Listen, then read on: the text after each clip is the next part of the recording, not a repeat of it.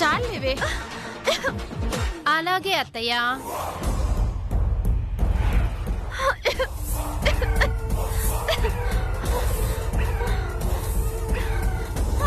గోవిందు, నా మొహం ఎలా ఉంది? నల్లగా మాడిపోయింది. మేకప్ అయి ఉంటుందిలే, ఏం బాధపడికే. వచ్చి తమ పవిత్రమైన ఎడమ కాలితో చెంపుని ఒక్క తన్ను తన్ని మా ఇంటిని పావనం చేయండి.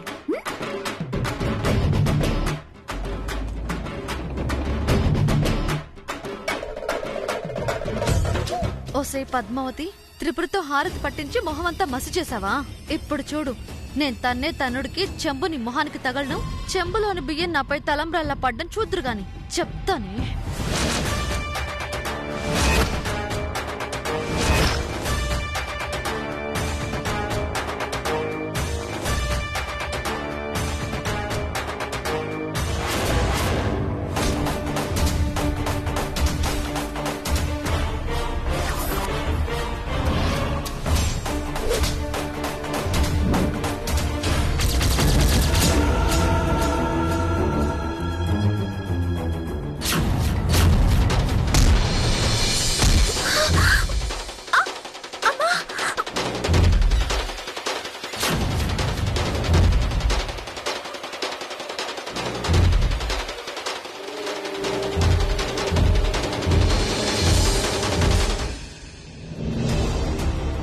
ఎస్, ఇదే జరుగుతుంది, ఇలాగే జరగాలి కూడా.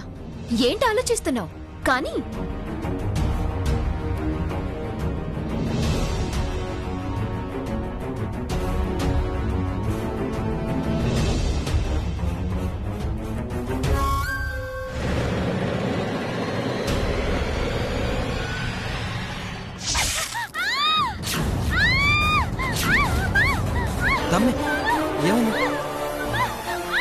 ఏమైంది? కాలు కాలిపోయిందే, చూడు.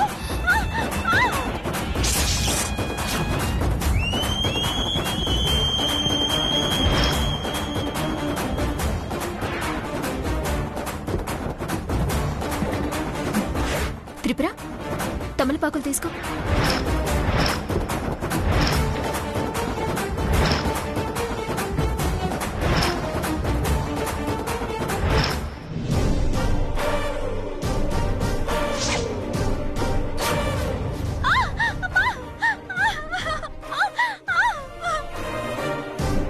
చెంబు మీద కాలు పెట్టగానే కాలిందంటే ఆ చెంబు ఖచ్చితంగా కాల్చి తెచ్చుంటారు.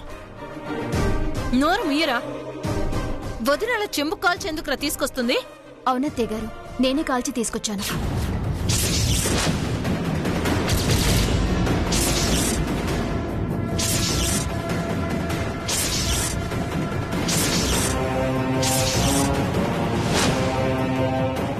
ఏం మాట్లాడుతున్నావు పద్మావతి? నువ్వు చెంబు కాల్చి తీసుకురావడం ఏంటి? నిజమే అత్తయ్య గారు, ఈ పద్మావతి అబద్ధం చెప్పదని మీకు తెలుసుగా. అది సరే అమ్మా, కానీ ఇప్పుడు ఎందుకు ఇలా పనిచేసావమ్మా? గోవింద్కి దామినికి పెళ్లి జరగడం నాకిష్టం లేదు మావయ్య గారు.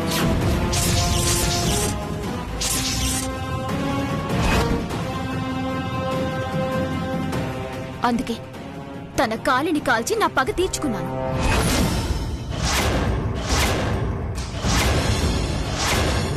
చూసారా నాన్నగారు, చూసారా వదినకి మేమంటే ఎంత ద్వేషమో, ఎంత ఆక్రోశమో.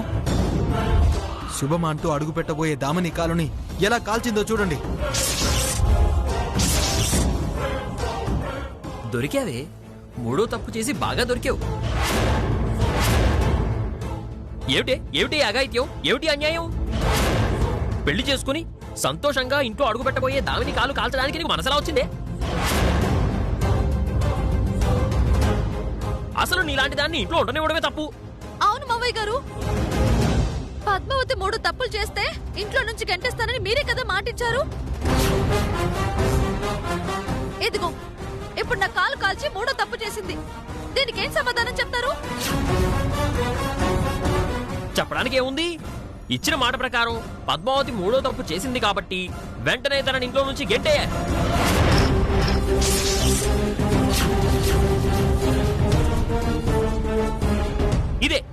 మా నాన్నగారి తీర్పు అంతేనా నాన్నగారు? నోర్మీరా అమ్మా పద్మావతి, నువ్వు ఇలా చేస్తావని కల్లో కూడా అనుకోలేదమ్మా. జరిగిందేదో జరిగిపోయింది. దామినికి సారీ కుదరదు చెప్పమ్మా. కుదరదు నాన్నగారు. దామినికి క్షమాపణలు చెప్పించేసి పద్మావతిని ఇక్కడే ఉంచేసుకోవాలనుకుంటే నేను ఇంట్లో నుంచి బయటికి పోతా. ఒరే శ్రీనివాసు, అవును నాన్నగారు. ఇన్నాళ్ళు మా నాన్నగారు మాట తప్పరు అనుకున్నాను. ఇచ్చిన మాటకి కట్టుబడి ఉంటారనుకున్నాను. మీరే మాట తప్పి పద్మావతిని ఇంట్లో ఉంచారంటే అలాంటి ఇంట్లో మాట తప్పే మనుషుల మధ్య నేను ఎందుకు ఉండాలి?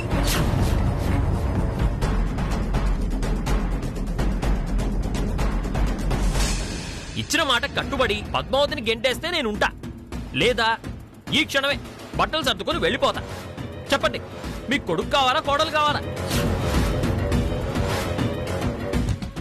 నాన్నగారు, ఇచ్చిన మాటకి కట్టుబడి వదినని పంపిస్తారా, లేక మా అన్నదమ్ములిద్దరినీ కట్టుబట్టలతో బయటికి వెళ్ళిపోమంటారా? అక్కర్లేదురా. ఇచ్చిన మాట కట్టుబడి ఉంటాడు ఈ రంగాచారి. అమ్మా పద్మావతి, నన్ను క్షమించమ్మా. మావయ్య గారు, మీరు ఎప్పటికీ ఎవ్వరికీ క్షమాపణ చెప్పాల్సిన అవసరం లేదు. నేను బతికుండగా అది రాదు కూడా. నేనే వెళ్ళిపోతాను. అమ్మ పద్మావతి, ఏంటమ్మా ఇది? అసలు ఈ ఇంట్లో ఏం జరుగుతుంది? మనకే ఎందుకు ఇన్ని కష్టాలు వస్తున్నాయి? మీరేం బాధపడకండి అత్తయ్య గారు. ఇదిగో ఈ సెంటిమెంట్ డైలాగులు ఆపుతారా? తమరు కాస్త బట్టలు సర్దుకుని బయటికి వెళ్ళండి. అలాగే బావా, నీ కోరిక ప్రకారమే ఇప్పుడే ఇంటి నుంచి వెళ్ళిపోతాను. పో.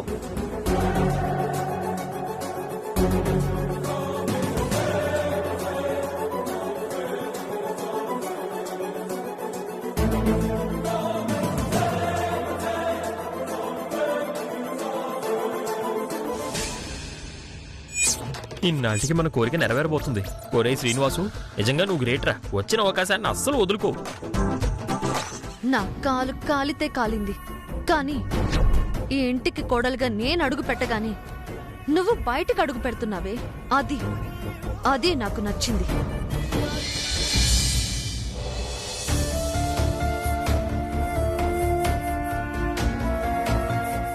ఏయ్, ఎందుకు ఏడుస్తున్నావు?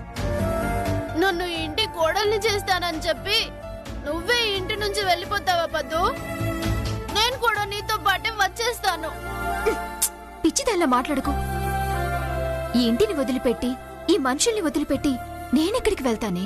ఇంత కూడా ఇలాగే చెప్పావు, కానీ ఏమైందమ్మా? మామయ్య గారే నిన్ను ఇంట్లో నుంచి బయటికి వెళ్ళిపో అన్నారు. ఇప్పుడు నిన్నెవరు ఆపుతారే? ఎవరుండనిస్తారు? దేవుడు నన్ను ఈ భూమి మీద పుట్టించి నాతో ఈ నాటలాడిస్తున్నాడే, ఆయనే ఉండనిస్తాడు. చాలే, దేవుడే ఉంటే మన ఇద్దరికి ఇంత అన్యాయం చేసేవాడా పద్దు? తప్పే. కష్టాలొచ్చాయనో కన్నీళ్ళొచ్చాయనో ఇంకెప్పుడు దేవుణ్ణి తప్పు పట్టకు. ఆ దేవుడు ఉండబట్టే దామిని నీ మీద ఎన్ని హత్యా ప్రయత్నాలు చేసినా నువ్వింకా ప్రాణాలతో ఉన్నావు. ఆ దేవుడు ఉండబట్టే మా బావకి నేనంటే ఇష్టం లేకపోయినా ఇంకా ఈ ఇంట్లో ఉండగలుగుతున్నాను. చాలే, ఇంకొంచెం సేపు ఆగితే ఇంట్లో నుంచి బయటికి వెళ్ళిపోతావు.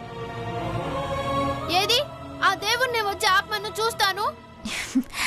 పిచ్చిదానా, ఒకరు పంపిస్తే ఈ పద్మావతి ఇంటి నుంచి వెళ్ళట్లేదే, నేననుకుంటేనే వెళ్తున్నాను. సో నన్ను పంపించేవాళ్లు ఇంకా పుట్టలేదు. చూస్తూ ఉండు. గోడకు కొట్టిన బంతి ఎంత వేగంగా వెనక్కొస్తుందో ఈ ఇంటి నుంచి బయటికి వెళ్లిన ఈ పద్మావతి కూడా అంతే వేగంగా ఇంటికొస్తుంది. అప్పుడు ఆట మొదలవుద్ది. నిజంగానా? నిజంగా నువ్వు ఈ ఇంటి నుంచి వెళ్ళిపోవట్లేదు కదా? మిమ్మల్ని వదిలిపెట్టి నేనెక్కడికి వెళ్తానే? అన్నింటికి మించి నా ప్రాణానికి ప్రాణమైన నా బావని వదిలేసి నేనెక్కడికి వెళ్తాను? ఇదిగో పదు, నువ్వు ఆ సీను బావని బావా అని అనకు. ఏయ్ నోర్మి, ఎన్ని చేసినా ఆయన నా భర్తే. నా కంఠంలో ప్రాణమున్నంత వరకు ఆయన్ని ప్రేమిస్తూనే ఉంటాను. ఆయన్ని మార్చుకోవడానికి ప్రయత్నిస్తూనే ఉంటాను. ఇప్పుడు జరగబోయేది కూడా ఆయన్ని మార్చుకోవడానికి చేసే ఒక పార్టీ తప్ప నేనేం పిచ్చిగా మూడో తప్పు చేయలేదు. నాకేం అర్థం కావట్లేదు పద్దు. 10 నిమిషాలు ఓర్చుకో, అన్నీ నీకే అర్థమవుతాయి. సరే. హలో, ఏమిటి మేడం, ఇంట్లో నుంచి వెళ్ళిపోతానని ఇక్కడ మీటింగ్ పెట్టావు? త్వరగా వెళ్ళిపోతే మా పనులు మేము చేసుకుంటాం. నేను వెళ్ళిపోతుంటే నీకు కొంచెం కూడా బాధ అనిపించట్లేదా బావా? నాకెందుకు బాధ? నువ్వేమన్నా నా పెళ్ళానివా ఏమిటి ఎక్కెక్కి ఏడవడానికి? ఏదో మాజీ పెళ్ళానివి, ఇవాళ కాకపోయినా రేపైనా వెళ్లాల్సిందే కదా. బావా, నేను బయటికి వెళ్ళాలంటే నువ్వు నా బాకీలు తీర్చాలి. బాకీలా? నీ దగ్గర నేనేం బాకీలున్నానే? ఎన్నోసార్లు నన్ను కౌగిలించుకున్నావా? కౌగిలించుకున్నాను. ఎన్నోసార్లు నాకు తెలియకుండానే ముద్దులు పెట్టావా? అప్పుడప్పుడు పెట్టుంటాను. అవన్నీ తిరిగి చేయి బావా. ఏం మాట్లాడుతున్నావే? అవును బావా, ఒకవేళ నేను నీకు బాకీ ఉన్నాననుకో, అవన్నీ తీర్చకుండా నన్ను వెళ్ళనిస్తావా? వెళ్ళనివ్వను. మరి నాకు బాకీ ఉన్నావు కదా, నాకు తెలిసి ఒక 10 సార్లు కౌగిలించుకొనుంటావు, ఒక 20 సార్లు ముద్దు పెట్టుకొనుంటావు, కనీసం 30 సార్లు నా మీద పడుంటావు. అవన్నీ తిరిగిచ్చేయి, నేనే వెళ్ళిపోతాను. ఏమిటే డ్రామాలాడుతున్నావా?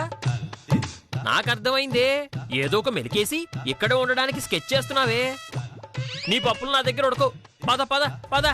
అయ్యో, బావా, బావా, బావా, నా మాట విను. బావా, బావా, పద. అయ్యో బావా, రేయ్, శ్రీనివాసులు, శ్రీనివాసులు, బావా. ఏంట్రా నువ్వు చేస్తున్న పని? చూడండి నాన్నగారు, మీ దగ్గరేమో వెళ్ళిపోతానని మాటిచ్చింది, నా దగ్గరకు వచ్చి వెధవ నాటకాలన్నీ ఆడుతుంది. నోరు మీరా?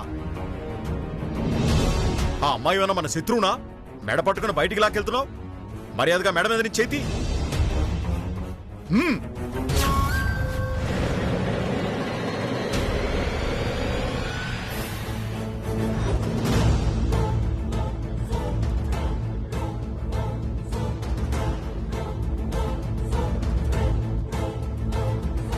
ఇన్నాళ్ళకి నీ మనసుకు నచ్చినట్టు జరిగింది కదా, ఇప్పుడు నువ్వు హ్యాపీయేనా? నా లక్ష్యం నెరవేరడం ఏంటి? నువ్వు బయటికి చెప్పవు దామిని, నీ మొహంలో కనిపిస్తున్న ఆనందమే చెప్తుంది నువ్వు ఎంత సంతోషంగా ఉన్నావో.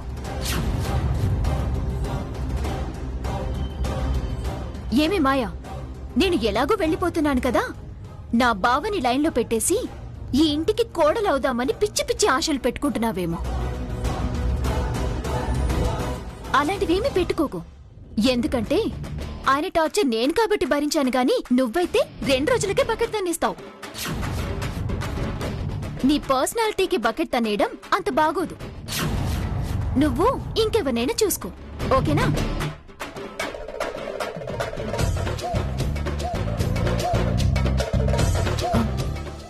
అత్తయ్య గారు, మావయ్య గారు, మీ ఆరోగ్యం జాగ్రత్త. నా గురించి ఎక్కువగా ఆలోచించకండి, సరేనా? అయినా నేనెక్కడికి వెళ్తాను, మీ కళ్ళ ముందే ఉంటాను, చూస్తూ ఉండండి. అసలు ఈ పద్మావతి ఇంట్లో నుంచి వెళ్ళిందా, ఈ ఇంట్లోనే ఉందా అని మీరే షాక్ అవుతారు. నాన్నగారు చెప్పానా, దీనికి ఛాన్స్ ఇస్తే ఇక్కడే సోది పెడుతూ కూర్చుంటుందని? దయచేసి నన్ను ఆపకండి, ఇప్పుడే దీని ఇంటి నుంచి గెంటేస్తాను. రావే. రేయ్, శ్రీనివాసులు, బావా, శ్రీనివాసులు. ఆగరా బావా.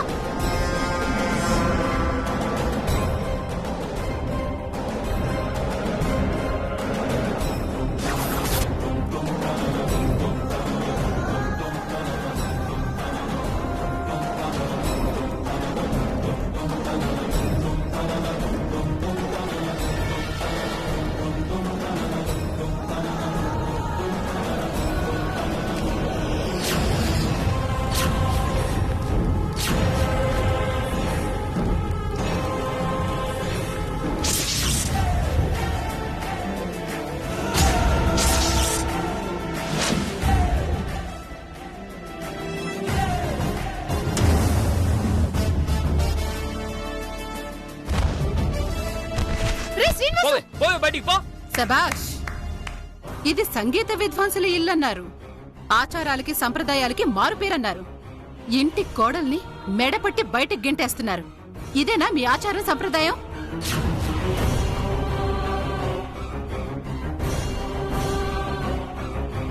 కన్న కొడుకే కట్టుకున్న పెళ్లాన్ని మెడపట్టుకుని బయటికి గెంటేస్తుంటే శిలా విగ్రహంలా చూస్తూ నిల్చున్నారా?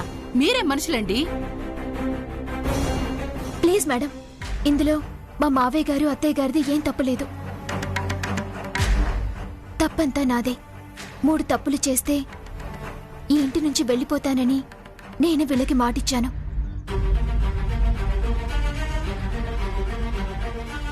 అవును మేడం, నేను బయటికి రావడానికి ఆలస్యమైందని మా బావ ఏదో ఆవేశంలో నన్ను మెడపట్టి బయటికి గెంటేశాడు మేడం. ఇంకా ఎందుకమ్మా వీడిని సమర్థిస్తావు? వీడికి మాటలతో చెప్తే సరిపోదు. స్టేషన్ కి తీసుకెళ్లి లాఠీతో చెప్పిస్తాను సమాధానం. కానిస్టేబుల్స్ వీడిని బండెక్కించండి. ఏమిటి బండికిచ్చేది? ఇది నా భార్య అయితేనే కదా. దీనికి విడాకులు ఇచ్చి చాలా కాలం అయింది. అయినా సరే సిగ్గు లేకుండా మా ఇంట్లోనే తింటూ పడుంటుంది. 3 తప్పులు చేస్తే ఇంట్లో నుంచి బయటికి వెళ్ళిపోతానని తనే మాటిచ్చింది. ఇచ్చిన మాట ప్రకారమే ఇప్పుడు ఇంట్లో నుంచి వెళ్ళిపోతుంది. ఇందులో నన్ను అరెస్ట్ చేయాల్సిన అవసరం ఏముంది? Correct madam. ఇంట్లో వాళ్ళెవ్వరూ తప్పు చేయలేదు. తప్పు చేసింది పద్మావతే. ఏంటమ్మా పద్మావతి, వీళ్ళంతా చెప్పేది నిజమా? నీకు నీ భర్తకి విడాకులయ్యాయా? అవును మేడం. అయినా కూడా ఇక్కడే ఉన్నావా? అవును మేడం. అందుకే తను నన్ను సిగ్గులేదని అన్నాడు. మరి భర్తని వద్దనుకుని విడాకులిచ్చిందర్వి పుట్టింటికి వెళ్ళిపోవచ్చు కదమ్మా. నేనేం కావాలని విడాకులు తీసుకోలేదు మేడం. మా బావకే నేనంటే ఇష్టం లేక విడాకులిచ్చాడు. ఓ, నువ్వంటే ఇష్టం లేక విడాకులు తీసుకున్నాడా? అవును మేడం. ఇలాంటి పొగరబోతూ అహంకారితో ఎవడు కాపురం చేస్తాడు? పైగా పెళ్ళై సంవత్సరం అయినా తనకి పిల్లలు పుట్టలేదు. అందుకే తనకు విడాకులిచ్చి వేరే అమ్మాయిని పెళ్లి చేసుకుందాం అనుకుంటున్నాను. బాగుందయ్యా, చాలా బాగుంది. సంవత్సరానికి పిల్లలు పుట్టలేదని విడాకులిచ్చిన మగాణ్ణి నిన్నే చూస్తున్నాను. సరే, ఓకే, భార్యని వద్దు అనుకున్నావు, విడాకులిచ్చేశావు, బాగానే ఉంది. మరి తనకేం న్యాయం చేశావు? న్యాయమా అంటే? అదేనయ్యా భరణం. పద్మావతి నిన్నొద్దనుకోలేదు, నువ్వే పద్మావతిని వద్దనుకుని విడాకులిచ్చావు. చట్టరీత్యా ఒక మగవాడు ఒక మహిళను భార్యగా వద్దనుకుంటే ఆవిడ పోషణార్థం భరణం కింద ఎంతో కొంత ఆస్తి ముట్ట చెప్పాల్సి ఉంటుంది. అలా నువ్వేదైనా ముట్ట చెప్పావా? చిల్లి గవ్వ కూడా ఇవ్వలేదండి. వీడి మొహం చూ. మావి గారు, మీరాగండి. ఎస్ఐ గారు, నాకు ఎలాంటి భరణం అక్కర్లేదు. వద్దని నువ్వనుకుంటే ఎలాగమ్మా? ఓ బాధ్యత గల పోలీస్ ఆఫీసర్గా, సాటి ఆడదానిగా నీకు భరణం ఇప్పించి తీరుతాను.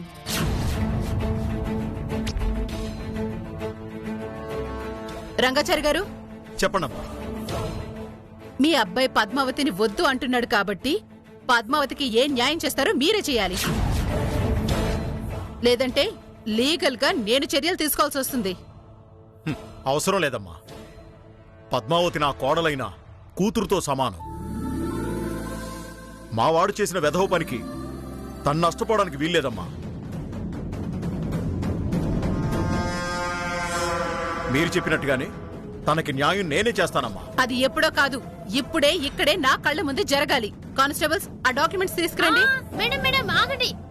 ఇలాంటి సిచ్యువేషన్ వస్తుందని ముందే తెలిసి మా మావయ్య గారు డాక్యుమెంట్స్ రెడీగా పెట్టారు. ఇప్పుడే తెస్తానుండండి.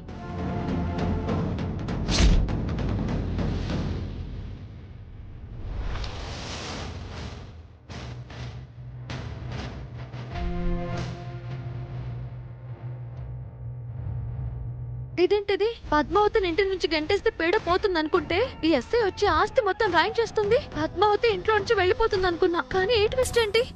నాన్నగారు, ఉన్న ఆస్తి అంతా వదిన పేరుని రాసేస్తే మరి నా పరిస్థితి ఏంటి? రేయ్, ఆస్తి మొత్తం రాస్తానని చెప్పలేదురా. శ్రీనివాసుకు చెందాల్సిన వాటాలో 90% మాత్రం ఇస్తానని చెప్పాను. 90%? నాన్నగారు, ఆ 10%తో ఎలా బతకాలి? ఎలా బతకాలో బతికి చావు. ఈ బుద్ధి పద్మావతికి విడాకులు ఇవ్వకముందే ఉండాలి నీకు. దేవుడా, వచ్చే ఆస్తితో బతికేద్దాం అనుకున్నాను. ఇప్పుడు మొత్తం 90% దానికే పోతే ఆ 10%తో నేనెలా బతికేది? దీన్ని పంపించేద్దాం అనుకుంటే ఆస్తిని కూడా పట్టుకుపోతుంది. ఏం చేయాలి ఇప్పుడు? మేడం మేడం, ఇదిగోండి డాక్యుమెంట్స్, పెన్. రంగాచారి గారు, మీ కోడల పేరు మీద రాసి ఇవ్వాలనుకుంటున్న ఆస్తి ఏదో ఈ పేపర్ మీద రాసివ్వండి.